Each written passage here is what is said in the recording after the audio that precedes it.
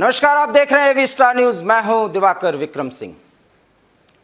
भारत नेपाल सीमा वैसे तो दोनों देशों के लिए कोई मायने नहीं रखती, क्योंकि आवागमन की सुविधा जो चल रही है वो यथावत है। लेकिन इसी बॉर्डर पर जो कुछ भी अनधिकृत तौर पर गतिविधियां हो रही हैं, वो कम से कम देश के लिए, उत्तर प्रदेश के लिए और उत्तर प्रदेश सरकार के लिए एक बड़ी चुनौती है। क्योंकि इसी रास्ते से सबके आंखों के सामने तस्करी का जो खेल हो रहा है, आज हम उसे पूरा दिखाएंगे आपके सामने और हम आपको बताएंगे कि किस तरीके से अधिकारियों के सामने, एसएसबी के सामने, सुरक्षा बलों के सामने तस्करी का ये खुला खेल चल रहा है, जिससे न सिर्फ बहराइच के लोगों की बल्कि उत्तर प्रदेश में अनधिकृत तौर पर किस तरीके से चाइनीज सामान या वो सब कुछ भारत की सीमा में प्रवेश करता है, जो कम से कम देश के लिए कतई हित में नहीं है। और इसको रोकने के तमाम प्रयास और दावे किए जाते हैं, लेकिन हकीकत क्या है, सबसे पहले हम आपको दिखाते हैं एक रिपोर्ट और उसके बाद सीधे ननपरा से हमारे साथ हमारे संवाददाता रामजी सोनी जुड़ेंगे और आपको सूरत-ए-हाल बताएंगे वहां का कि किस तरीके से तमाम रोक के बावजूद ये तस्करी का खुला खेल चल रहा है। एक स्पेशल रिपोर्ट देखिए, उसके बाद हम बातचीत के जरिए इन सारे खेल और उसके पूरी कड़ियों को आपके सामने रखेंगे। देखिए एक रिपोर्ट। रुपई-डीहा नेपाल बॉर्डर के रास्ते भारत में नशे का सामान पहुंच रहा है। स्मैक, नशीली दवाइयों और हेरोइन की तस्करी खुलेआम हो रही है। चरस, विदेशी सुपारी, विदेशी काली मिर्च और चाइनीज मोबाइल फोन की तस्करी भी जोरों पर है।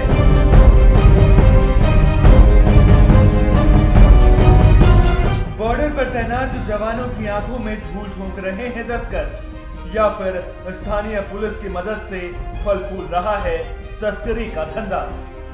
सवाल बड़ा है और सवाल बेहद गंभीर भी है, क्योंकि रुपई-डीहा नेपाल की खुली बॉर्डर के सहारे जहां लोग आराम से बिना किसी परेशानी के सफर कर सकते हैं, वहीं दूसरी ओर ये खुली बॉर्डर तस्करों के लिए व्यापार का अड्डा बनती जा रही है।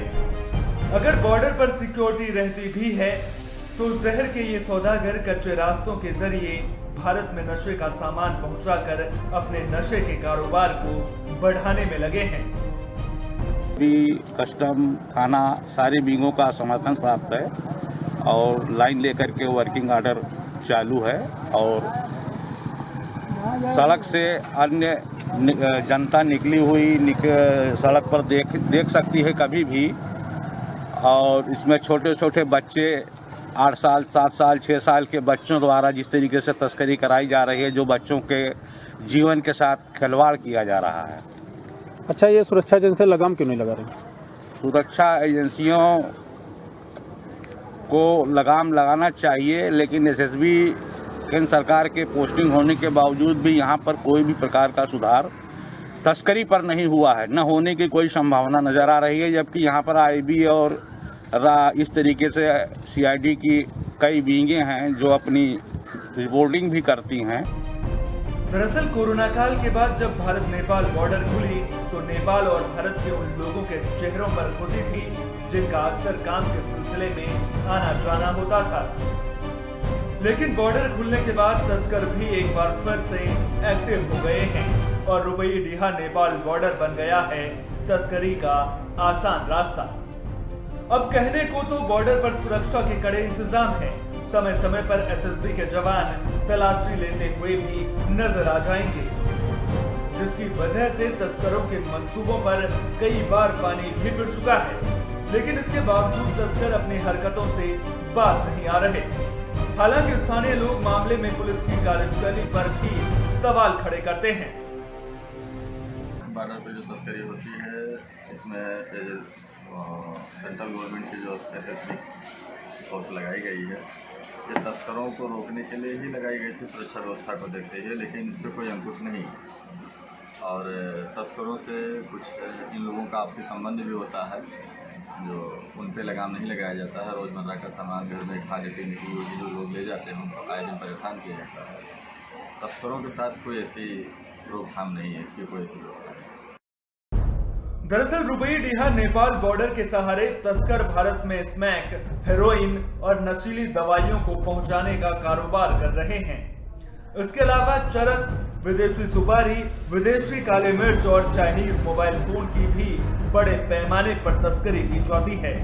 और अगर बॉर्डर पर सख्त पहरा रहता भी है तो फिर रुपईडीहा थाने के पीछे और सामने घसियारन मोहल्ले के खड़ंजा नामक रास्ते से तस्कर साइकिलों पर विदेशी सुपारी की बोरियां लादकर भारत में ला रहे हैं। फिर उस सामान को 4 पहिया वाहनों में भरकर नानपारा भेजा जाता है।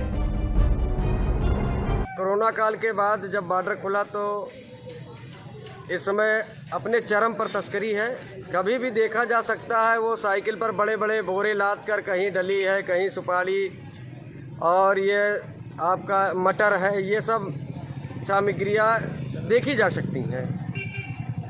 तो कहीं ना कहीं हमारे जो सुरक्षा कर्मी हैं ये उनकी लापरवाही है।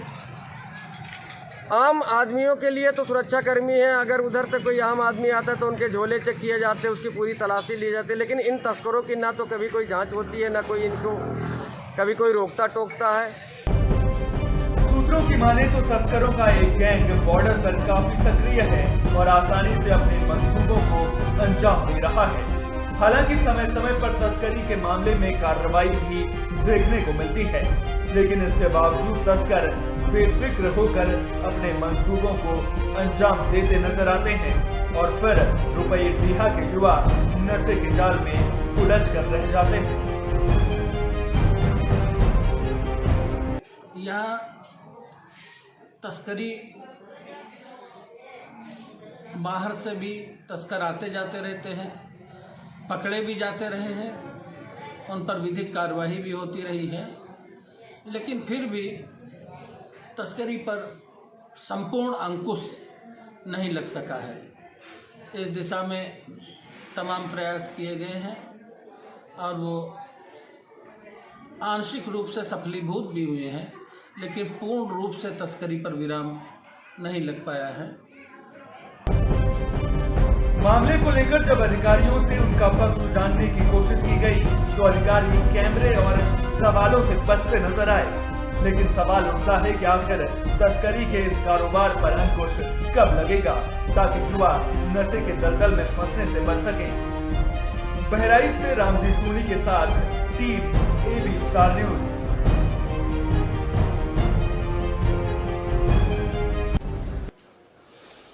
तो देखा आपने इस रिपोर्ट में किस तरीके से साइकिल के जरिए अनधिकृत तौर पर किस तरीके से प्रतिबंधित सामान को नेपाल के बॉर्डर से भारत में प्रवेश कराया जा रहा है।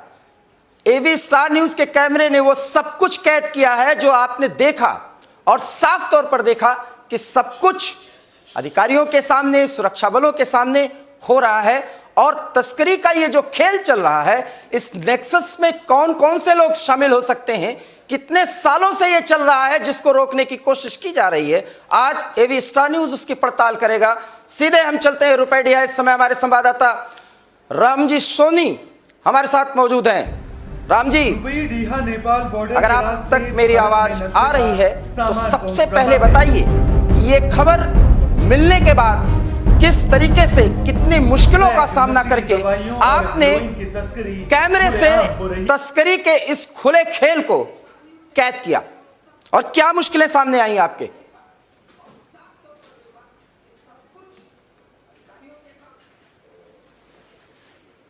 सीमा का रुपईडीहा बाजार है। पूरे इस एरिया में देखा जा सकता है कि बड़े पैमाने पर तस्करी की जा रही है। नेपाल और रुपईडीहा के लगभग दर्जनों से अधिक की संख्या में बड़े तस्कर बच्चों से व कैरियरों के द्वारा नेपाल से तस्करी का मार्ग भारत में लाते हैं और फिर 4 व्हीलर गाड़ियों में लादकर नानपारा, बहराइच, लखनऊ आदि ले जाते हैं। जबकि बॉर्डर पर सुरक्षा व्यवस्था को लेकर एसएसबी, पुलिस सहित तमाम एजेंसियां शामिल हैं, लगी हुई हैं। सुरक्षा का दम भी बढ़ती है कि बॉर्डर पर उनकी तैनाती से सुरक्षा है, तस्करी पर लगाम है। लेकिन एबीपी स्टार न्यूज ने आज जो खुलासा किया है उससे इनको सबक लेना चाहिए किस प्रकार से बॉर्डर पर तस्करी हो रही। और जो ये दावा करते हैं कि बॉर्डर पर हमारी फोर्सेस तैनात है, तस्करी पर पूर्ण रूप से विराम लगाया गया है, अगर पूर्ण रूप से विराम लगा हो तो एबी स्टार न्यूज के पास इतने ये विजुअल कहां से आते हैं। और एबी स्टार न्यूज ने जान जोखिम में डालकर इन विजुअलों को तैयार किया, विजुअल बनाए और तस्करी का पूरा खुलासा आज एबी स्टार न्यूज कर रहा है कि बॉर्डर पर किस प्रकार से सुरक्षा एजेंसियों की तैनाती के बावजूद भी बॉर्डर पर तस्करी हो रही है, जबकि एसएसबी से तस्करों और पुलिस से तस्करों की बाकायदा साठगांठ है। हमेशा एसएसबी के पास और पुलिस के आसपास तस्करों का गैंग देखा जा सकता है। इसका भी खुलासा एबी स्टार न्यूज बहुत जल्द करेगा।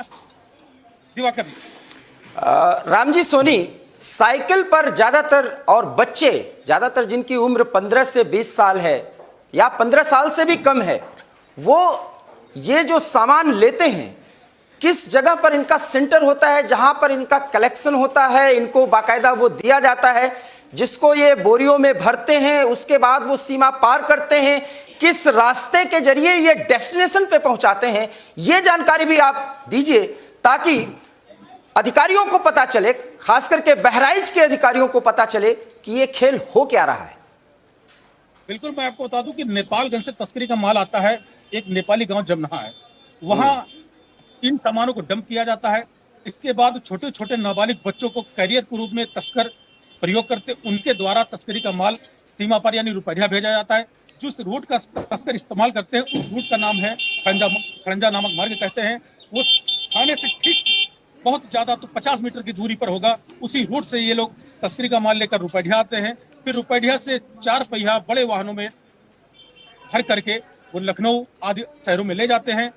इस समय नेपाल से भारत में डली की तस्करी जोरों पर की जा रही है, क्योंकि जो सुपारी तस्करी है, नेपाल में सुपारी थर्ड कंट्री से इनको सब्सिडी पर नेपाल सरकार को मिलता है।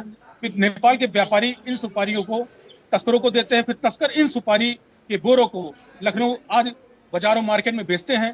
क्योंकि ये पूरा सिंडिकेट इस समय बॉर्डर पर तेजी से काम कर रहा है। कई तस्करों के गैंग हैं जो बॉर्डर पर सक्रिय हैं, पुलिस से इनकी बाकायदा साठगांठ है। अगर और लाइन के सहारे इनका पूरा धंधा चल रहा है।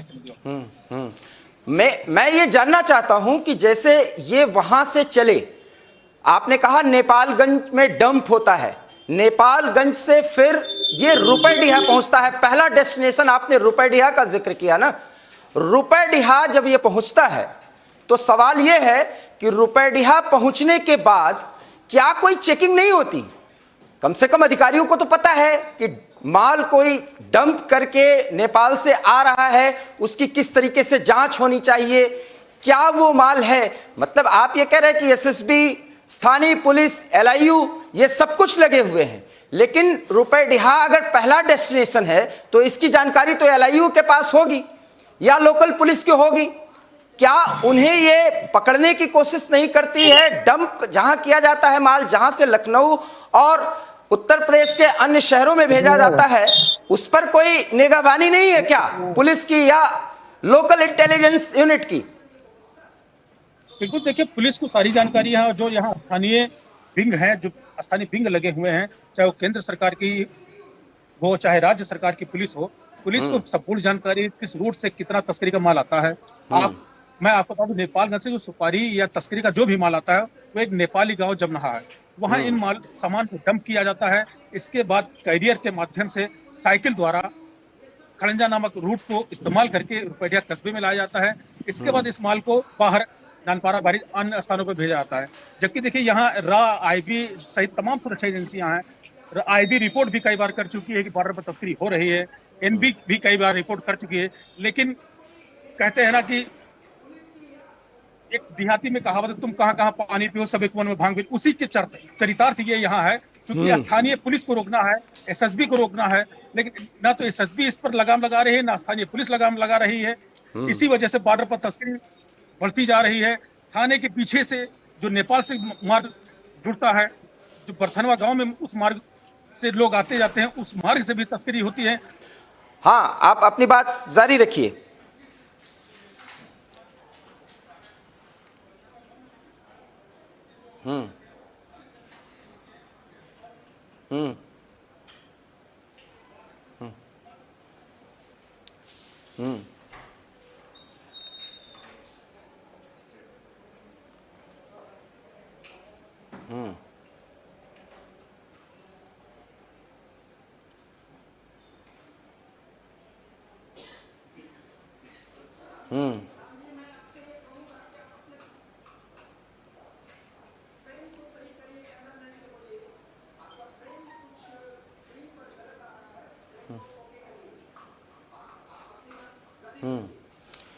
क्या आपके जान को भी कोई खतरा है क्या किस तरह से, जैसे आप कह रहे हैं कि आपको टारगेट किया गया कई बार और पहचान करने की कोशिश की गई है, तो इनके जो हैंडलर हैं, क्योंकि ये तो बच्चे हैं, और दूसरी बात कि ये जो बॉर्डर से इस पार लाया जाता है, क्या नेपाल के ही लड़के हैं या बहराइच स्थानीय से भी कुछ लोग जो है उससे जुड़े हुए हैं? इंटरकनेक्शन कहां होता है इस पूरे नेक्सस का, ये थोड़ा सा जानकारी दीजिए आप।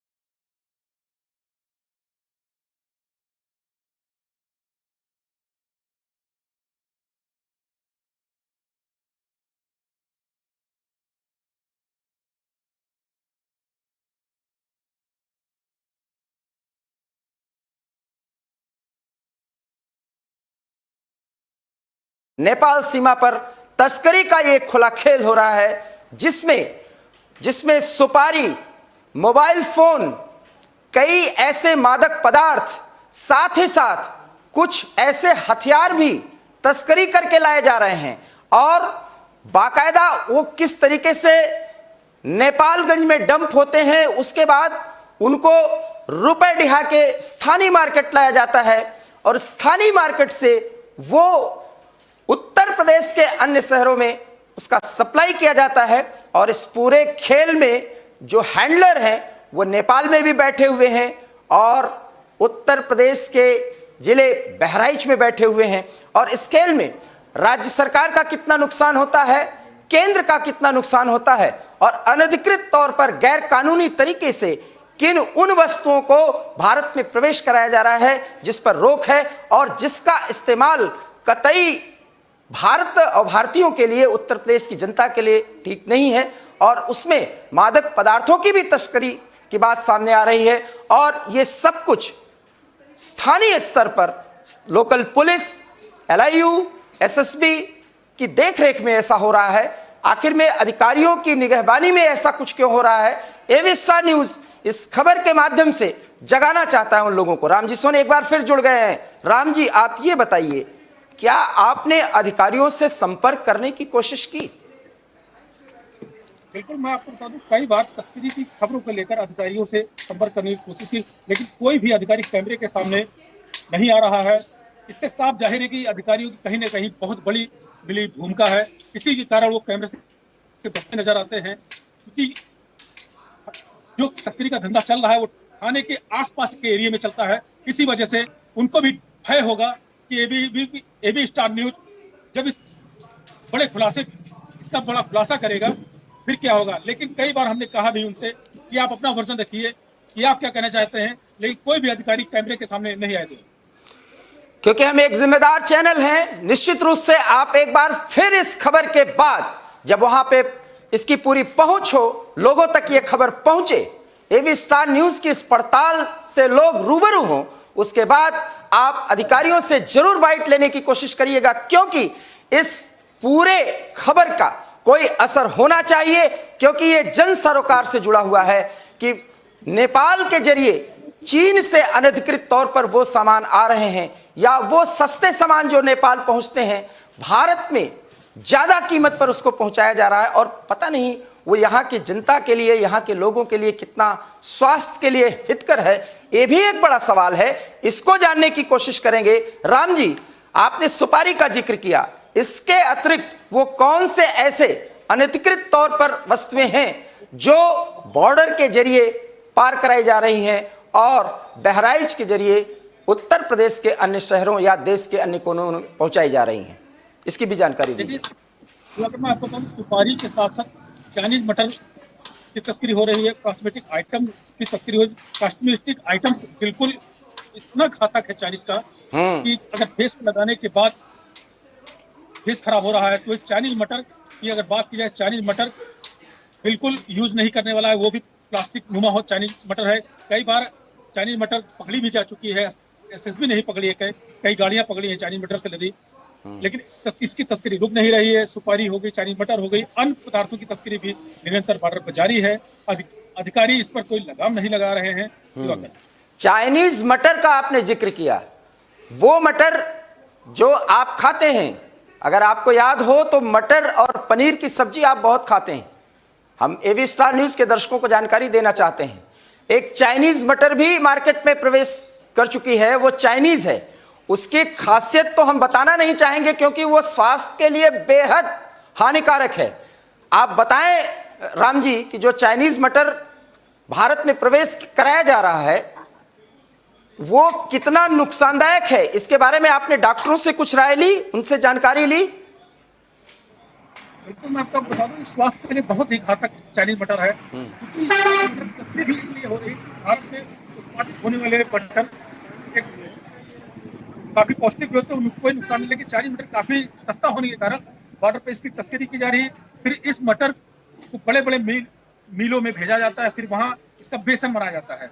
वही बेसन होटलों में जो पकौड़े लोग खा रहे हैं, बड़े चाव से पकौड़े खाते हैं, उन पकौड़ों में चाइनीज मटर के बेसन प्रयोग हो रहे हैं। ये स्वास्थ्य के लिए बहुत ही घातक है।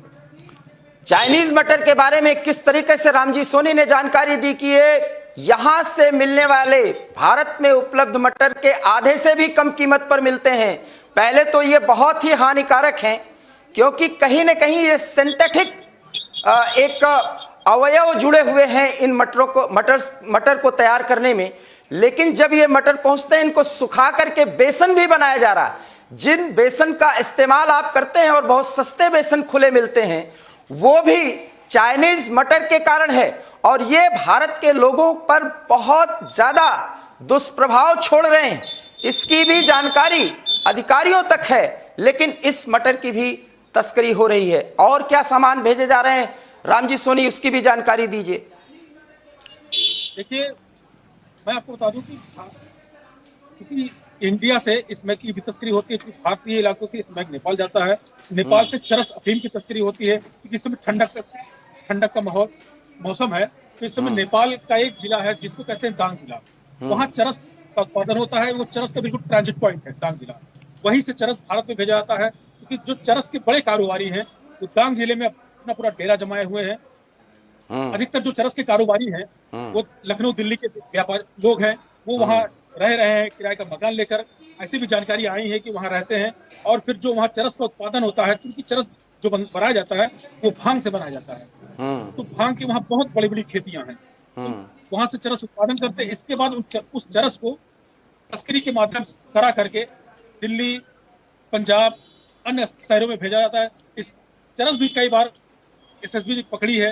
चरस के साथ कई बार लोग भी पकड़े गए हैं, कैरियर्स पकड़े गए। लेकिन सबसे बड़ा सवाल यही है कि आज तक कैरियर्स भी पकड़े गए हैं जो मेन कारोबारी हैं, ये पूरा सिंडिकेट चला रहे हैं। हाँ, हैंडलर जिनको कह सकते हैं, पूरे कारोबार के जो हैंडलर हैं उन तक अधिकारियों की पहुंच नहीं हो पा रही है, या पहुंच होने के बावजूद उनकी उपेक्षा की जा रही है, आप ये कह सकते हैं। रामजी सोनी, किस तरीके से भांग और चरस भारत में तस्करी के द्वारा लाया जा रहा है और इसका हैंडलर कौन है? नेपाल के किस जिले, दांग जिले का आपने जिक्र किया, कैसे इस समय वहां पर इकट्ठा हुए हैं लोग और उसकी तस्करी न सिर्फ कराई जा करके उत्तर प्रदेश के अन्य शहरों बल्कि बिहार और साथ ही साथ दिल्ली तक उसकी पहुंच बनी हुई है। और किस तरीके से यह पूरा नेक्सस चल रहा है और इस नेक्सस को तोड़ने की तमाम वो कोशिशें और वो दावे किए जाते हैं, लेकिन खेल अभी भी तस्करी का जारी है। रामजी सोनी, इसके अतिरिक्त आपसे हम ये जानना चाहेंगे